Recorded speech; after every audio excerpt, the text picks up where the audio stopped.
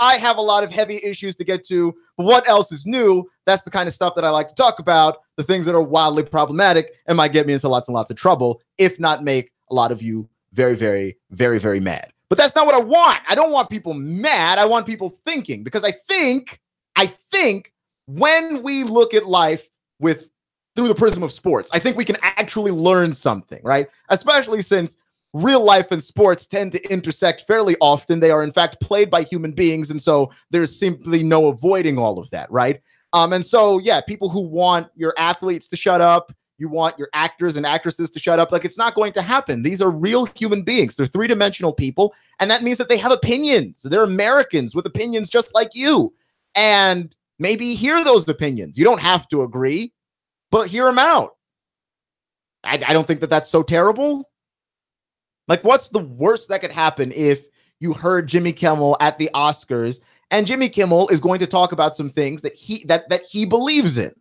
He's got a platform, and if you want to change the world, you change the world on your platform, right? Like, that's something that you actually try to do. And he's got a platform, and he believes in gun control, right? You may or may not, but that's the thing. If he says something about it, if he makes a joke about it or whatever, like, it's not the end of the world.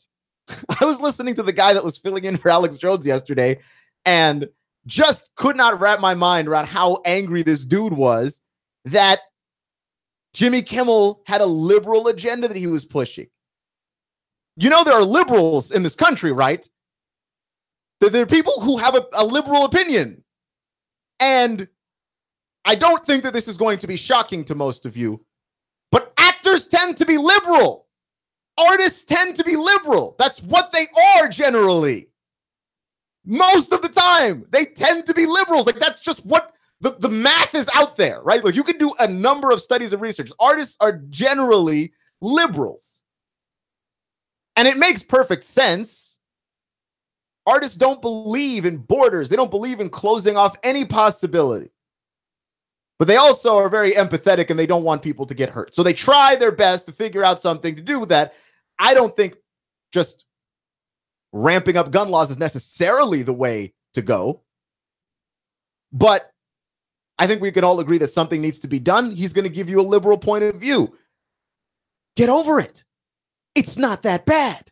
Just disagree and move on. Dude was so mad. But there is something that you may or may not have missed. And I think you may have missed it because the Oscars were very lowly rated. I think this might be like the lowest rating that they've had in years and years and years. I've never watched the Oscars because I actually love movies. I watch probably way too many. Any movie that comes out in theaters, I'm probably there, especially if I get the sense that thing might win an award. I'm definitely there. I have a lot of very strong opinions on movies. But I don't watch the Oscars in large part because I don't need someone to tell me what the best movie of the year was. And I generally don't agree anyway. Right? Last year I agreed, but that was a coincidence. I generally don't agree. You know, and so I don't necessarily watch the Oscars. A lot of people do, though. And so you may have missed that Kobe Bryant is dominating retirement. Kobe Bryant, yes, the very same Kobe Bryant. I don't know how many other Kobe Bryants there are on this earth that have I just don't know very many people with that name, is my point. And so Kobe Bryant is, to me, interesting because he won an award. And so I talked a bit about this on Sam Jordan's show because I'm filling in for Sam Jordan all week as well. Sport Talk with Sam Jordan comes on before this show. Usually Sam Jordan will return to us in the upcoming weeks, but he's doing some administrative things for the station right now. And so, yep, when you wear multiple hats, sometimes you don't get to be on air as much as you would love to. I am going to be filling in for Sam. And so, yeah, I was talking about this on Sam's show.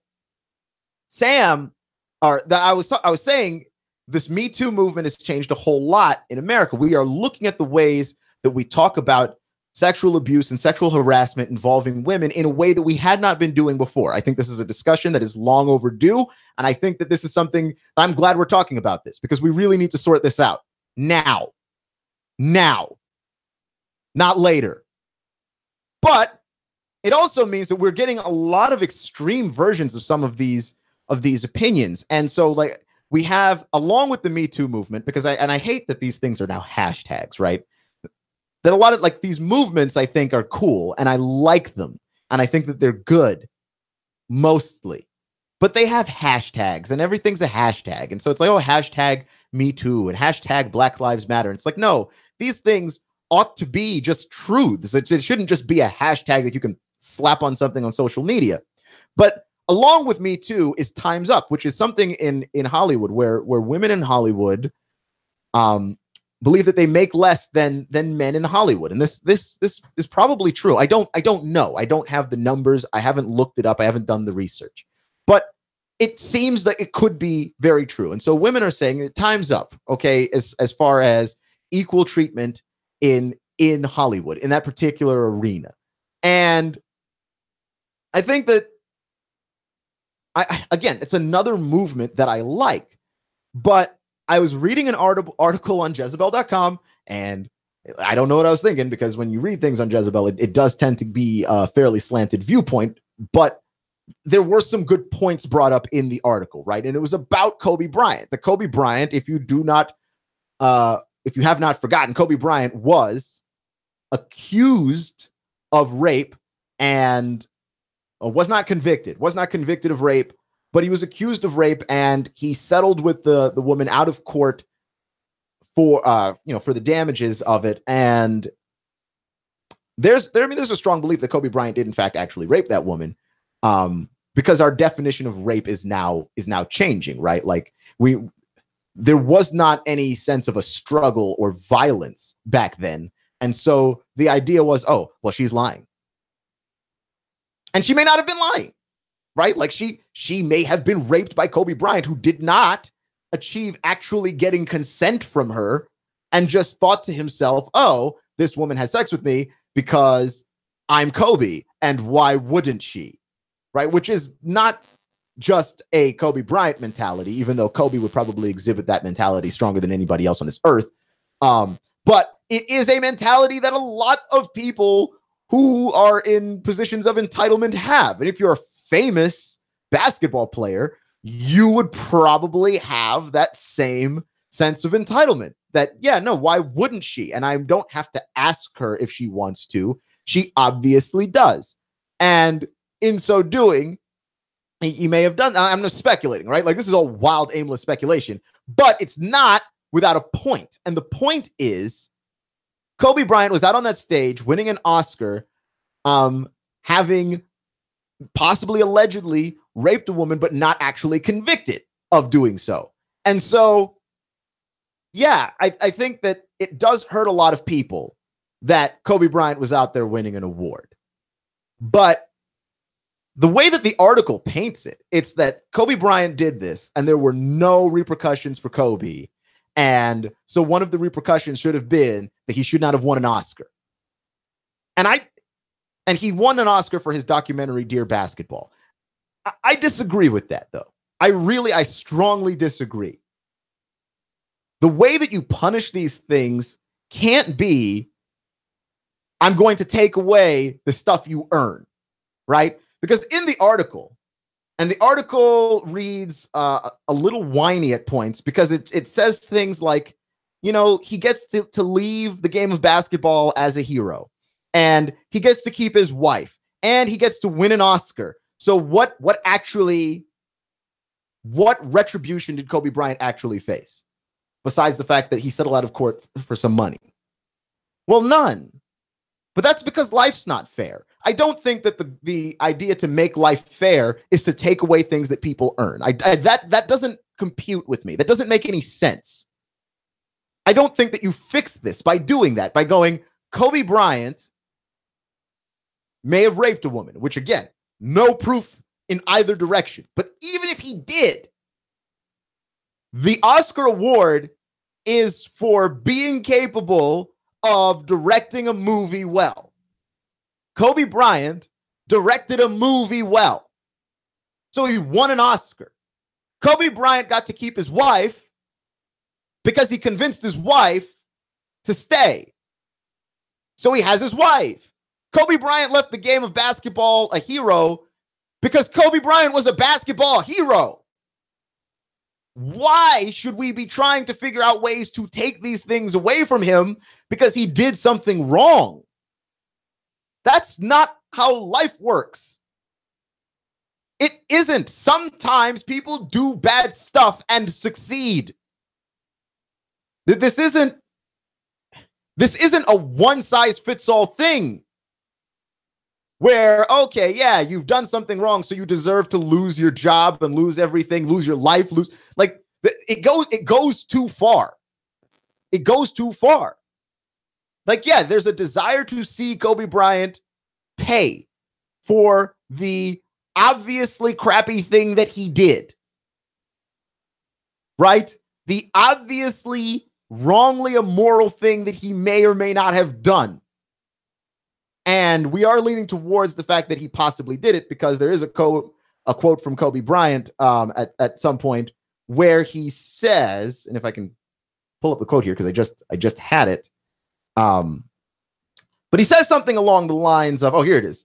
He said, although I truly believe this encounter between us was consensual, I recognize now that she did not and does not view this incident the same way that I did. After months of reviewing discovery, listening to her attorney, and even her testimony in person, I now understand how she feels and that she did not consent to this encounter, is what Kobe Bryant said in 2004, which obviously, in hindsight, when you look back from 2018 and all these discussions that we've already had about what constitutes as rape, it's very easy to look back at that and say, well, duh, if she didn't want it, that's rape.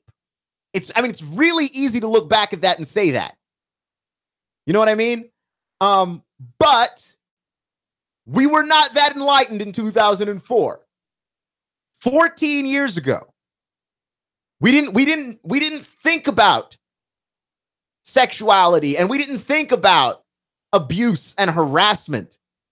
We didn't think about these things with the level of sophistication that we do now.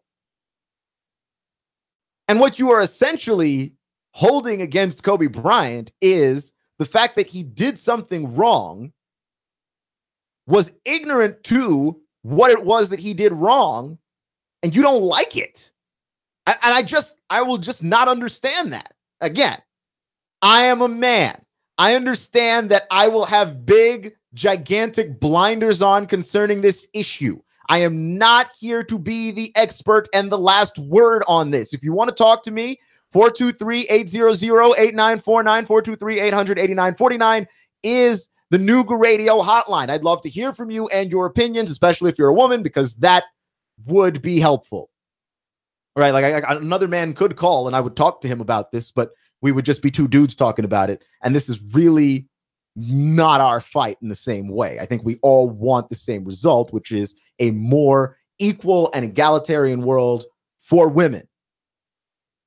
Because women worry about things that men don't have to worry about.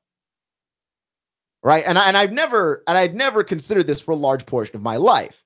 But women worry about being robbed and mugged in a different way than men worry about being robbed and mugged. And women worry about being sexually assaulted just out in public alone. Right? There was a story involving, and forgive me if I'm wrong on this one, I believe the story was involving James Harden and an Uber driver. And was it James Harden or was it Dwight Howard? It was somebody who was a Rocket at the time. Let me just back off of that one. It was an NBA player and an Uber driver and some inappropriate touching. And if you're a woman who is an Uber driver, you worry about things that male Uber drivers don't worry about because you're a woman alone in a car. And you don't think about that when you're a guy. Right? Like if you're a guy and you think about what happens if someone rolls up on you in the street and they want to rob you, you're thinking to yourself, well, do I just give them my stuff? Do I fight them? Right? If you're someone who has a license to conceal carry, maybe you're thinking, how do I defend myself? Women are not necessarily thinking about it in that way. Women are thinking about, how do I get out of this and not get raped also? right? Like you're walking home at night and you're alone. If you're a man, the world is a different world. And we have to remember that as guys. The world is a different world. We are stronger than women physically, biologically. That's a fact. You don't think about that in the same way. Right? And there's it's just a different place. It's just a different place. And we have to realize that. We might be walking the same terrain. We might be walking through the same city, but that doesn't necessarily mean we're walking in the same place. So you're a woman and here comes Kobe Bryant. Like, men don't necessarily think about all of the things that could possibly be considered rape. And we are getting better, I think, at thinking about all of these things and realizing, well, hey, I'm just going to have to communicate a whole lot more. I'm just going to have to say, hey, I'm going to have to open my mouth and actually ask for this. Right? I can't just assume, because that's where you get into trouble. That's where a lot of guys, I think, get into trouble. I don't necessarily think a lot of this stuff is malicious, but it still ruins lives to the point where it's an important enough issue that we've got to figure out how to talk about this, right? Like, you can't just bury your head in the sand and act like that isn't the case. But I'm also not for, as this author sort of complained in this Jezebel piece, for the idea that the reason that you should be watching the Oscars and you should be literally shaking because Kobe Bryant won an Oscar award. He won an Oscar award for a movie. Okay. If this were a lifetime humanitarian award for Kobe Bryant's contributions to humanity, you might want to look at that a little bit, right? Like, one of the things that always bothers me is President Obama's Nobel Peace Prize that he won as he became president of the United States. And then nobody used more drone strikes in the history of anything than him, right? Like, a guy with a Nobel Peace Prize killed a lot of people for a guy with a Nobel Peace Prize. A lot of people. I don't understand that one. That does make me mad. But that's because that award is about peace. That award is about being a humanitarian. And, you know, I don't have the strong opinion about Obama that a lot of people at our station have. A lot of people at our station think that Obama's the worst president that ever happened. I actually thought he was okay. But that's not good. I think he should give the Nobel Peace Prize back. Right? Don't you agree? Like, that's an actual humanitarian award. Kobe Bryant didn't win a humanitarian award. He won a movie award for making a movie, which he did, which people liked. So he won the award. Right? Like, I don't understand that one. Like, he doesn't deserve to exit the game of basketball as a hero because he raped somebody? How do you figure? He's a basketball hero. Kobe Bryant is one of the top 5 players in the history of the NBA, and he's easily, I mean, I have Kobe Bryant at number 3 in terms of shooting guards. I have Dwayne Wade above Kobe. But Kobe's 3rd. Like, he's a top 3 guard. What do you want? What do you want? Right? Like, I don't know what else you want. You got to at least let people have the stuff in the domain that they are actually good at.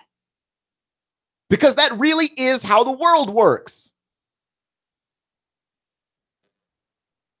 You make gains in things that you work at, right? And I think that Kobe Bryant got opportunities because he's Kobe. But that would have happened if Kobe were a better person or a worse person. Because, like, I'm not going to make it out to be like Kobe is this stand-up guy. Kobe is a mean person. But so is Michael Jordan. You're listening to all new Nooga Radio, NoogaRadio.com, 92.7 FM, Clutch with Keon Rose. Thank you for joining me today. I may or may not try and lighten the mood in a little bit here. Maybe talk about something a little bit more refreshing. Tennessee basketball has the Coach of the Year and the Player of the Year. I'll give you the skinny on that next.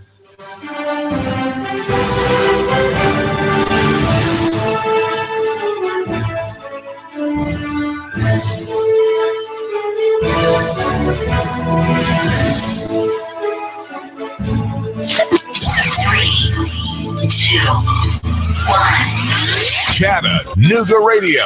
Digital FM 95.3 HD4. 92.7 FM's News Now. It's called the most dangerous intersection in Tennessee, the 2475 split, and it's going to change soon. A $65 million expansion project is slated to start in 2019 as part of the Improve Act. Mississippi-based Neil Schaefer was awarded the contract to provide engineering services as the state's representative on the project, leading to the next step in the process. A short chase ended with a major drug bust in Polk County over the weekend. Deputies tried to pull over a vehicle, but it then sped away. They chased him down soon afterwards, found a huge stash of drugs in the car. Officers put the value at $53,000. Areas of MLK Boulevard will be closed as the nearly $1 million construction project continues. Lanes will be reduced and bike paths will be added in the historic corridor. Val St. John for Nooga Radio, News Talk 92.7, News Now. Traffic, news, and information. Nooga Radio. Digital FM 95.3 HD4 and 92.7 FM. Expect fair to partly cloudy skies to continue through your nighttime. Cold overnight, lows mid and upper 20s. Now for your Wednesday, look for some sunshine with a breeze out of the north, though. Quite cold, highs up around 40 with more mainly dry and cold weather expected through Friday. Celebrate the new year with Dixieland Fireworks, locally owned with the largest selection around. A Black Hat dealer with the lowest prices in Dixie. Dixieland Fireworks, just off I-75 on Ringgold Road, East Ridge. And I'm Storm Team 12 Chief Meteorologist Patrick Hoare. Chattanooga Morning News with Russ and Val. Weekdays from 6 to 9 a.m. on Nooga Radio, 92.7 FM. For years, you have heard these words, cash, cash, cash, and more cash. Now, Rick wants you to buy on U.S. Gold American coins. Are you tired of making 1% on your investments with the banks, even 2 or 3% at best? Well, don't miss out. Stop by Rick Davis Gold and Diamonds at 5301 Brainerd Road in Chattanooga. Buy American. Buy now. Gold is on the rise. Certified U.S. Gold American Eagle coins at Rick Davis Gold and Diamonds, 5301 Brainerd Road in Chattanooga. Oh, man, rush. I've got to get stuff for the party. Where can I go that's going to give me a wide selection of beer, wines, and spirits? Oh, I've got it. I'll go to Harry's Wine and Spirits, Signal Mountain. Maybe East Brainerd Wine and Spirits in East Brainerd. I could go to Riley's Wines and Spirits in Hickson. Wow, look at the huge selection in here. Look at these great prices. Amazing. Oh, yeah, I'm going to find something for my lady, too. I'm going to make this party a success. Make your party a success when you stop in at Harry's Wine and Spirits in Signal Mountain, East Brainerd Wine and Spirits in East Brainerd, and Riley's Wine and Spirits in Hickson. Mom's Furniture, her boxes of paperback romances, Mom's Estate. Oh, call Dan. Dan will help you get on with your life. Let Dan clear the old house. Take care of everything. He'll hand you a nice check. 314-4034. Dan, the cleanup man. 314-4034. In this moment, who has your back? Do you know the name of your insurance agent? Does your agent know your name? Or would you call a 1-800 number that connects you with whom? Another state? Another country? Get a local independent insurance agent with Auto Owners Insurance. Someone you can call when bad stuff happens. In this moment, get an agent who will protect you in that moment. Let Goss Insurance in Chattanooga help you today. GossInsurance.wordpress.com. Goss, representing Auto Owners Insurance, the no problem people. GossInsurance.com. Goss. GossInsurance.com. Representing Auto Owners Insurance, the no problem people. 875-2500. 875-2500. Want a business phone system that gives you Outlook integration, Salesforce integration, smartphone integration? Why desk sets and expensive lines? Turn smartphones into a cohesive business system. Call Signal 619-1200. Signal Voice and Data 619-1200.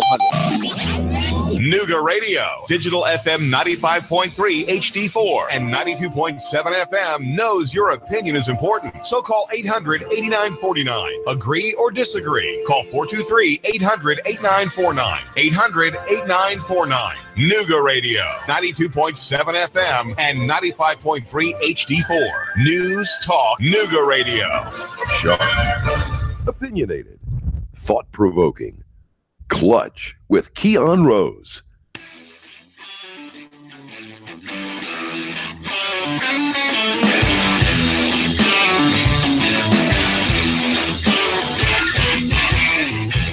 You're listening to all new Nooga Radio, NoogaRadio.com. This is Clutch with Keon Rose. I'm Keon Rose. Thank you for joining me today.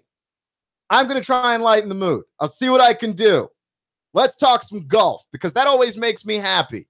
especially when Tiger Woods is in the news. Why? Because I'm a big Tiger fan. That's the reason I watch golf. I played the video game, the Tiger Woods PGA video game. There hasn't been a PGA game for golf since Tiger Woods went downhill. I mean, has there actually? I actually don't know that to be true. I think they made one with Rory on the cover. Rory doesn't sell quite like Tiger, in large part because when Tiger was at the top of his game, he was dominating. Rory's great. I'm not a Rory hater, but Rory's not dominating. In fact, Rory's off right now. And so we're getting another big golf tournament coming up this weekend. I'm super excited about it. The Valspar Championship. And all of our favorites are considered to be the top in odds here. Jordan Spieth, 17-2 odds in the Valspar Open at Innisbrook. Rory McIlroy is 14-1. Sergio Garcia is 16-1. Justin Rose is 18-1. Henrik Stenson is 20-1. Paul Casey is 25-1, as is Tiger Woods. So the field is pretty strong. You're going to have some guys that are going to be, some big name guys that are going to be out there playing. And we're coming up to the Masters. The Masters is April 5th. We're getting pretty close. So a lot of these guys are going to start tuning up. I don't believe that Tiger Woods has ever played at Innisbrook before. Rory McIlroy, neither. Actually, Tiger Woods has played at Innisbrook. But boy, to find the last time that Tiger Woods played at Innisbrook, you have to go back to 1996, the J.C. Penney Classic. It was a co-ed tournament, and he was paired with Kelly Kuhn. I don't know how to pronounce her last name. Kuehne. Kelly Kuhn. But that was the last time Tiger Woods played here. 22 years ago. And when you look at this picture, man, Tiger looks young. Yeah. It's been a while. But this is a good course. And it's a good course for all the people that I think you want to see be successful. I know that Jordan Spieth actually has better odds to win this tournament, but this really isn't a Jordan Spieth course. And so, yeah, I don't know exactly how it is that they come to the definition of what these odds should and should not be necessarily. But this is not a Jordan Spieth course as such, because this is a striker's dream. The course favors longer players, which means it favors Rory, which means it favors Sergio, which means it favors, I think, Stenson in a lot of ways. And it certainly features Tiger Woods the way that Tiger Woods has been hitting the ball lately, which is out of his gourd. I told you last week, Tiger Woods hit the ball, and Tiger Woods hit, he had a 185 mile per hour swing. Yeah. It's a lot, because Tiger Woods is 40. There's no wonder that guy has back problems. My goodness. But yeah, this course favors guys who are hitting the ball like that.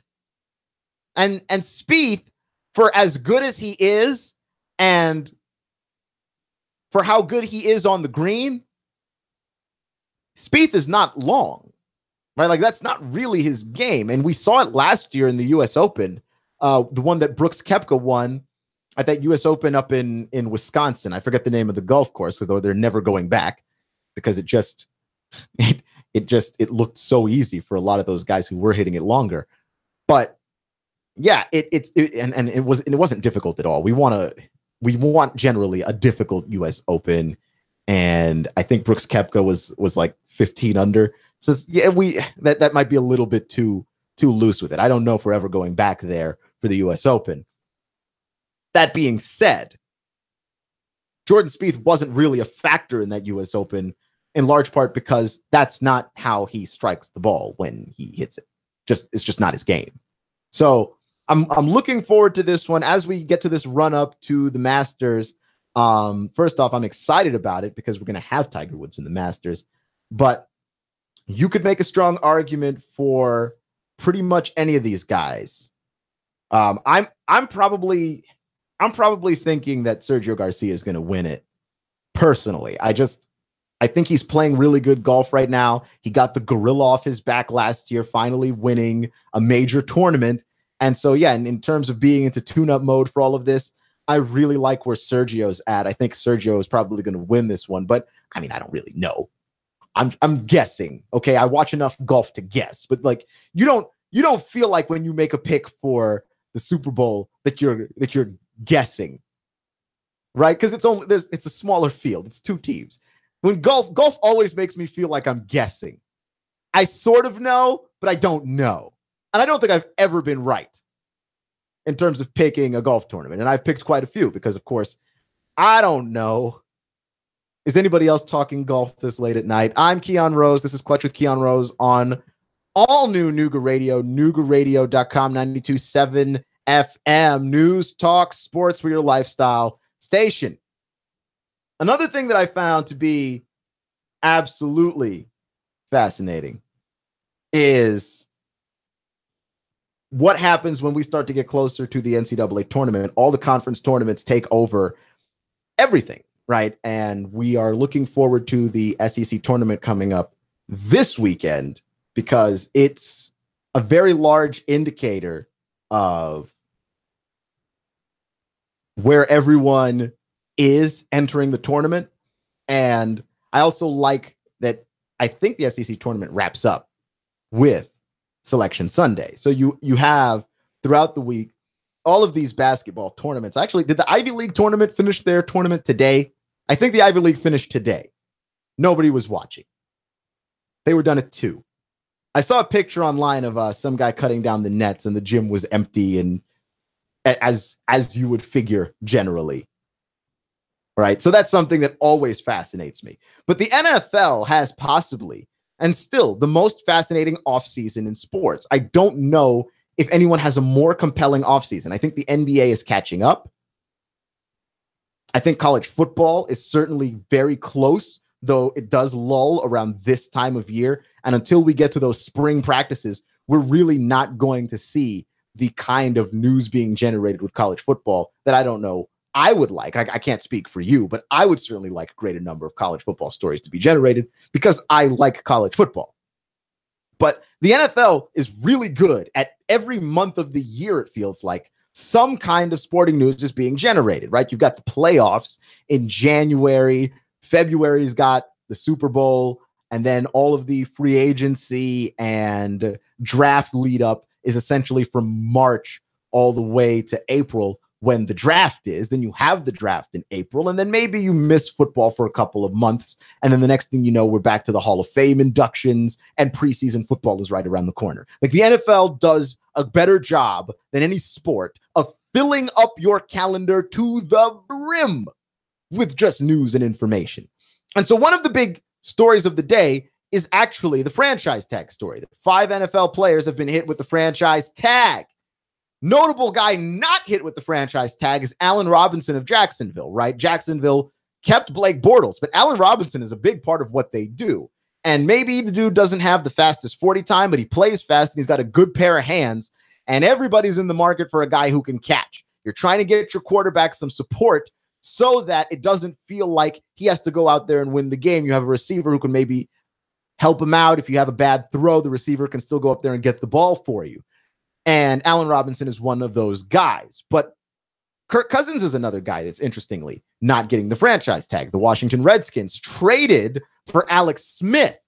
So they fixed their quarterback leaving problem. I have already talked about the Alex Smith thing. I think that Alex Smith is a really good spot for Washington. They've got weapons around him already. They do need to bolster that offensive line and probably get him a running game. But rather than use a draft pick and try and develop a quarterback, and rather than try and sign a guy that you're going to have to pay way too much money in free agency, you go ahead and trade for Alex Smith, and you've plugged that up already. But that means Kirk Cousins is out there in the wind. And Kirk Cousins, very, very happy for the first time since 2007. 2007 is when Kirk Cousins went to the University of Michigan. So for the first time since then, he gets to choose where he wants to play football. And there are a number of teams that have come a knocking. The Denver Broncos want him. I think that's actually the best team that he could go to in terms of they've already got weapons on the on the offensive side of the ball for him, and they've already got a defense to where he doesn't need to be the best thing happening every single Sunday to be successful. However, if it's about the money for Kirk, and I do believe that in some part this does play into the money. He doesn't seem as a guy that's very interested in the fame, but he does seem to like the money, and I can't really knock him for that. I like money too. I like money a lot. I'm talking to my boss more than anything. I really like money. But Kirk likes money. And the Jets are willing to pay Kirk Cousins a lot of money up front, right? Like just give him a ton of money, just back the truck up and give him the money guaranteed, which is something that is unseen in the NFL. But also, the Jets have been wandering in a quarterback wilderness so long, the children of Israel got jealous. It has been a very long time since the Jets have had a quarterback that you could call respectable. Respectable. I'm not even talking about good. Just the guy that you see him on TV throwing the football and you don't vomit instantly. Just a respectable quarterback. We haven't even seen that wearing the green. Right? Gang Green has not had a respectable quarterback since Namath. I don't know if that's true or not, but I can't think of a single iconic Jets quarterback. Chad Pennington, who was pretty decent. He just broke his shoulder every year. Every year. Chad Pennington. That was the last respectable quarterback that they had. When he was healthy, he could play. He just wasn't healthy very often. The other free agency story, right, is the guy that did get hit with the franchise tag, at least the most important guy that did get hit with the franchise tag, because a number of guys did, right? Jarvis Landry did, Ziggy Ansah of the Lions did, DeMarcus Lawrence for the Cowboys did as well as Rams safety LaMarcus Joyner. All of those guys got hit with the franchise tag, but I think the most important franchise tag is Le'Veon Bell. Le'Veon Bell doesn't want to be franchise tagged. And he's made himself abundantly clear. He ain't playing for the Steelers under the franchise tag. He's not showing up to camp. He's not reporting to camp. And Le'Veon Bell has no problem retiring. That's what he said. He's serious. Now, you always try and figure out, is the guy serious or is this just a negotiation tactic? But Le'Veon Bell seems very serious because he's done this before. He held out, and then he ended up coming in late for the Steelers. I believe 2 years ago he held out because he wants to be paid what he's worth. And the Steelers are lowballing him, right? I believe the number is between $12.5 to $14 million a year for Le'Veon Bell. Le'Veon Bell provides the Steelers with not just a running game, but he helps to bolster their passing game too. And quite frankly, when they lost Antonio Brown, one of the reasons why the Steelers were allowed and able to continue to be a successful NFL offense is in large part because you can take Le'Veon Bell and flip him out and line him up at a receiver. He can start out in the backfield, run a wheel route, and next thing you know, Le'Veon Bell is in the middle of the field, wide open as day. So yeah, you're looking at a guy like Le'Veon Bell and you're going, yeah, maybe $12 million is a little bit low for what that guy gives you in value, because there are teams that will be crawling all over themselves for an opportunity to give Le'Veon Bell upwards of $18, $19, $20 million a year. If he were a free agent on the open market, which he is absolutely not. So if you were the Steelers, you have two options. You could let Le'Veon Bell retire. If you let him retire and he's fine with retiring and he doesn't bother coming back, then, and maybe he takes the year off and when he comes back, he's a true free agent. I actually don't know how that works. I have to look that up. But if he's comfortable with retiring, you could lose Le'Veon Bell for nothing, which would defeat the purpose of hitting him with the franchise tag. So then you might think, well, then we'd have to trade Le'Veon Bell because that's your only other option if you're not willing to pay him the money. You'd have to trade Le'Veon Bell, but trade Le'Veon Bell to who? Because NFL trades usually wind up not being particularly fair. They usually wind up being particularly one-sided. And if everybody knows that you are in a contract dispute with Le'Veon Bell, and they only have to wait a year to try and see if they can sign that guy as a true free agent, then you know what? No one's going to trade with you. You have no leverage. At least no one's going to trade you anything fair. But you can't get nothing for Le'Veon. I think the Steelers have put themselves in a bad spot. And honestly, the Steelers have the cap space to pay Le'Veon the money that he's asking for.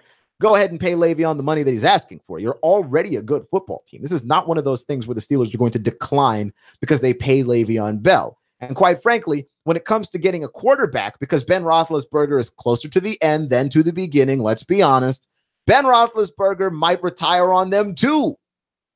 And you're going to have to draft a guy. Either that or Joshua Dobbs. You either think he's ready or he's not. But either way, your quarterback position is not going to be a position that's going to be costing you a lot of money in upcoming years. If you lose Ben Roethlisberger and Le'Veon Bell, you are a much, much worse football team in a division that would love for you to be terrible. Can't speak for the Browns because they're just awful. There's no amount of badness that can help the Browns. But the Bengals would love for the Steelers to be bad. If you get a decent Andy Dalton year and you're the Bengals, you could be in the playoffs where the Steelers are bad. And the Ravens were only one game away from making the playoffs anyway. The Ravens would love for the Steelers to be bad. The Steelers are about to be bad. That's what I'm saying. The Steelers are setting themselves up to be a very bad football team. And we're still, by the way, I'm not convinced that Mike Tomlin can win without elite level talent. This isn't a situation with the Patriots where Bill Belichick is incredible at replacing players and you swap all the parts.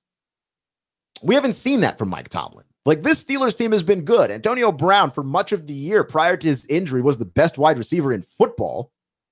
Easily. Ben Roethlisberger had a rocky year, but mostly he was great. That offensive line isn't great, but it's good. Le'Veon Bell is the best running back in the game, and that defense is solid. Mike Tomlin has had a team that is around a B+, A- level team for a while, and he hasn't done a whole lot with it. Can you imagine what would happen if you gave Mike Tomlin a bad team? I don't think that they play above their heads if you give Mike Tomlin a bad team, but that's essentially what it is that we are setting up here to do. Because Ben Roethlisberger likes to play the diva and act like he's about to retire every single offseason, except I don't know, man. I don't know where Ben's head is at. He might actually do it. And if he does, and Le'Veon does too, because you won't pay him, then what?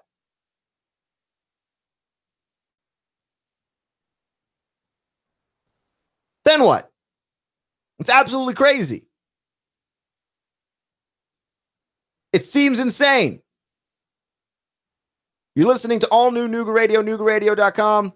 Clutch with Keon Rose. So in the SEC,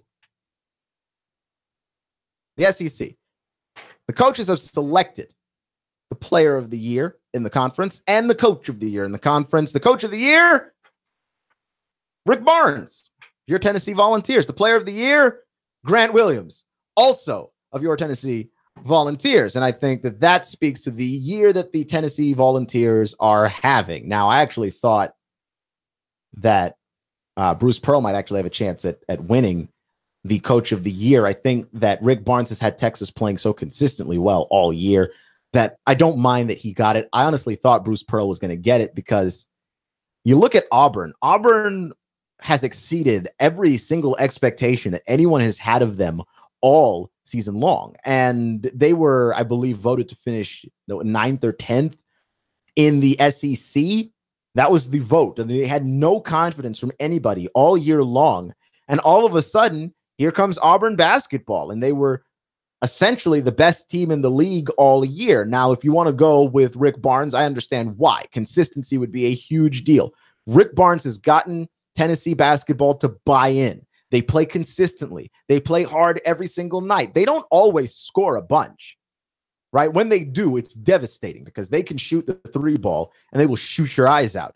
But when they play good defense, that's when this team is truly difficult to stop. And they usually play good defense. Rick Barnes does not have a whole lot of letdown from these guys. And so, yeah, Tennessee basketball, at least on the men's side, is back. And Rick Barnes is a huge part of the reason why. I think that for as much as Bruce Pearl has exceeded expectations for Auburn, Rick Barnes exceeded a lot of expectations for Tennessee, and the bar was higher.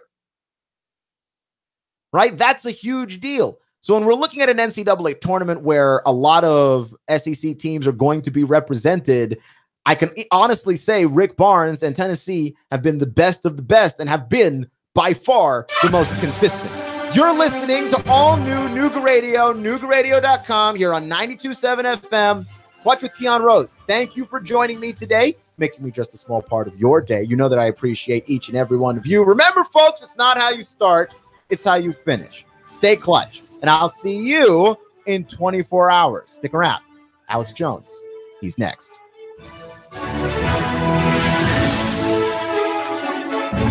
Chattanooga Morning News with Russ and Val.